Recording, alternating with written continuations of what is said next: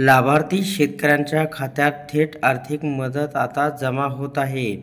होय, या संदर्भामध्ये काय अपडेट आहे ते आपण सविस्तर पाहूया. मध्यंतरी अतिवृष्टी आणि पूरामुळे पूरस्थिती निर्माण होऊन शेती पिकाचं मोठ्या प्रमाणात नुकसान झालं होतं. आता या ठिकाणी शासनानं एक महत्त्वपूर्ण शासन निर्णय निर्गमित करण्यात आलेला आहे. त्यातच ट्विटरच्या माध्यमातून कृषी मंत्र्यांनी मोठी अपडेट दिलेली आहे. ते आपण या ठिकाणी पाहणार आहोत. तर या ठिकाणी कृषी मंत्र्यांनी ट्विटरच्या माध्यमातून माहिती दिली आहे की शेतकरी बांधवांना दिलेला शब्द पूर्ण, बाधित शेतकऱ्यांना मदतीचा आणखी एक शासन निर्णय.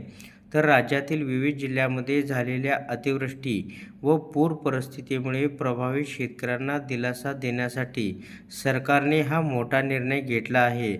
शेती पिकांसह अन्य नुकसानापोटी बाधितांना मदत देण्याकरता सरकारने या ठिकाणी 32,58,56,47,000 कोटी इतक्या निधीच्या वितरणास मंजुरी दिली. याबाबत शासन निर्णय जारी करण्यात आला आहे. शेतकरी बांधवांनो, या निर्णयामुळे पूरग्रस्त शेतकरी बांधवांना दिलासा मिळणार असून या नैसर्गिक संकटातून बाहेर निघण्यास त्यांना मदत होणार आहे.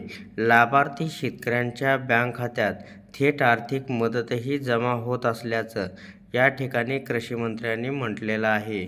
तर याच्यामुळे आता राज्यातील शेतकऱ्यांना या ठिकाणी मोठा दिलासासुद्धा मिळणार आहे.